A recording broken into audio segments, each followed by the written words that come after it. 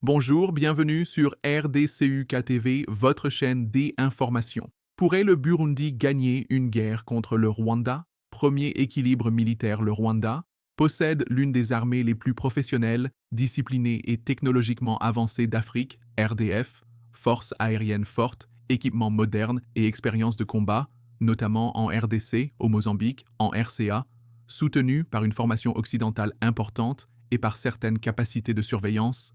Frappe avancée. Burundi. L'armée est plus petite, moins bien équipée et dispose de moins de ressources modernes. Expérience en contre-insurrection contre Red Tabara, mais peu d'armes lourdes et de puissance aérienne. Se fie davantage à la main-d'œuvre et aux alliances qu'à une capacité technologique avancée. En termes purement militaires, le Rwanda a l'avantage. Deuxième contexte d'alliance est régional, Burundi plus RDC. La carte la plus forte du Burundi est son alliance avec Kinshasa. Ensemble, ils présentent le Rwanda comme le principal soutien du M23 et de RED Tabara. Le Burundi dispose déjà de troupes à l'intérieur de l'Est du Congo. Rwanda se fie à M23 comme proxy et bénéficie de sa propre adhésion à la CEAC, ainsi que de relations historiquement solides avec l'Ouganda, bien que parfois tendues. Médiateur, Angola, Afrique du Sud, Tanzanie et Qatar font pression contre l'escalade. Donc, le Burundi et le Rwanda sont sous pression pour ne pas se battre directement. Troisième, facteurs économiques et stratégiques. Le Rwanda possède une économie plus diversifiée et une capacité étatique plus forte, ce qui lui permet de soutenir un conflit plus longtemps. Le Burundi est plus fragile économiquement, avec une pauvreté élevée et une dépendance à l'aide extérieure. La guerre l'épuiserait de manière disproportionnée. Géographie. Les deux sont de petits États enclavés, tout conflit prolongé dévasterait le commerce frontalier et les conditions humanitaires. Quatrième réponse internationale. Une guerre directe Burundi-Rwanda entraînerait une pression immédiate de la CEDEAO, de la CEEAS et de l'ONU.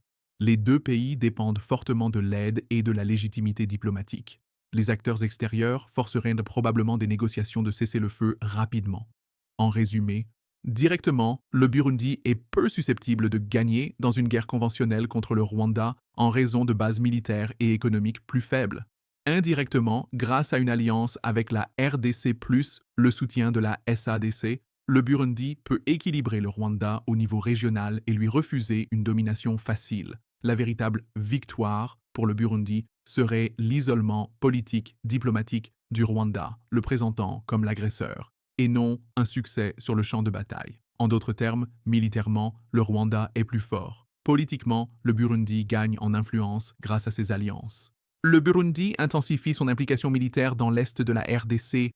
En septembre 2023, le Burundi a officialisé sa coopération militaire avec la République démocratique du Congo, RDC, faisant de Gitega le principal allié régional de Kinshasa. Depuis lors, environ 10 000 soldats des Forces de défense nationale du Burundi, FDNB, ont été déployés en RDC pour combattre le groupe armé M23, soutenu par le Rwanda. Un nouveau bataillon, le 22e TAFOK, a été déployé à Bukavu, portant à 16 le nombre de bataillons burundais présents dans l'est de la RDC, totalisant entre 8 000 et 12 000 soldats. 5 bataillons opèrent dans les hautes et moyennes plateaux de Fizi et Uvira, et environ 5 000 à 6 000 soldats sont impliqués dans la défense de Bukavu contre le M23. Sous le commandement du général pontien Hakizimana, également connu sous le nom de Mingi, le régiment burundais composé de 4 brigades est actif à Kalehe, Kamanyola et autour de l'aéroport de Kavumu.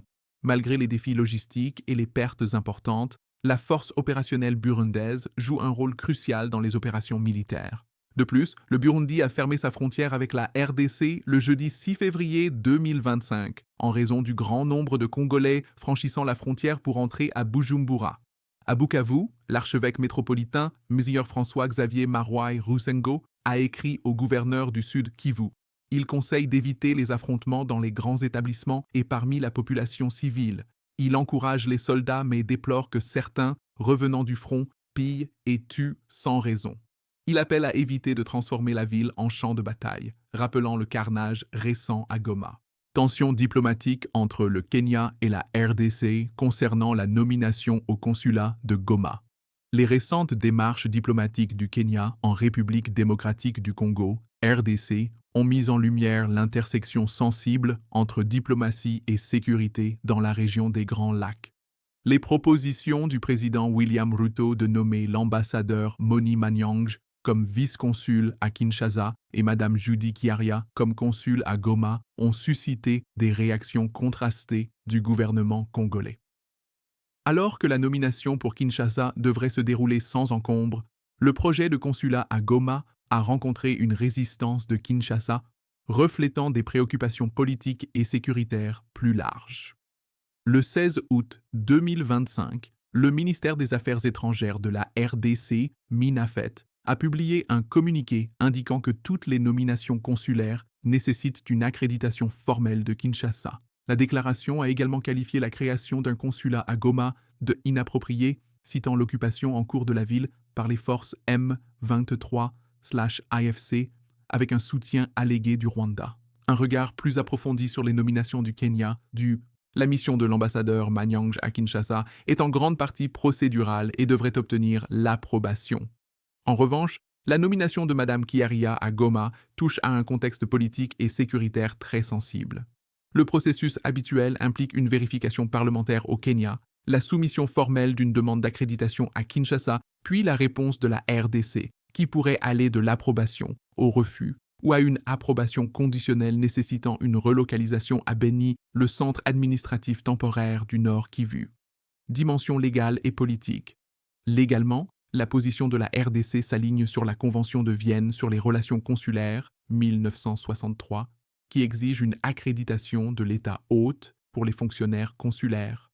Politiquement, cependant, la nature publique du communiqué porte des implications plus profondes. En insistant sur l'occupation de Goma, Kinshasa indique que toute présence consulaire kenyane dans la ville pourrait être interprétée comme la légitimation du M23/AFC, une position que Nairobi doit naviguer avec précaution. Contexte historique. L'intérêt du Kenya à maintenir une présence consulaire à Goma n'est pas nouveau. Sous le président Uhuru Kenyatta, en avril 2022, Denis Waweru a été nommé consul général à Goma tout en présidant l'autorité kenyane d'investissement, quelques mois avant que le M23 ne prenne Bunagana. Plus récemment, en avril 2024, la nomination de Charles Gitinji en tant que consul par le président Ruto a été rejetée par le Parlement kényan en raison de préoccupations concernant sa crédibilité, ce qui a retardé le processus de nomination de plus d'1 an. Implications et analyse ASA. L'ASA estime que le communiqué du 16 août est plus qu'une déclaration de procédure. C'est un message politique délibéré. Il réaffirme la souveraineté de la RDC sur les nominations consulaires et souligne que Nairobi ne doit pas apparaître comme approuvant l'occupation du M23 AFC. En publiant la déclaration plutôt que de la gérer discrètement par des canaux diplomatiques, Kinshasa augmente la pression bilatérale sur le Kenya. Le communiqué peut également servir d'avertissement indirect concernant Joseph Kabila Kabange, JKK, dont les engagements politiques et économiques à Nairobi sont perçus par Kinshasa comme une diplomatie parallèle potentielle qui compromet l'autorité du gouvernement actuel. Dans l'ensemble, le communiqué reflète une stratégie en plusieurs couches: réaffirmer la souveraineté de l'État, limiter les canaux diplomatiques parallèles potentiels liés à JKK et signaler que l'engagement du Kenya avec la RDC doit respecter la primauté de Kinshasa dans la prise de décision. Conclusion. L'épisode illustre l'équilibre délicat entre diplomatie, sécurité régionale et communication politique dans la région des Grands Lacs. Le désir du Kenya d'établir une présence consulaire à Goma précède la crise sécuritaire actuelle, mais la réponse ferme de Kinshasa met en évidence les sensibilités de tout engagement dans des zones contestées. Pour Nairobi, la situation souligne la nécessité d'une calibration prudente dans la gestion des relations avec la RDC, tout en évitant les perceptions qui pourraient encourager les acteurs non étatiques ou les rivalités régionales.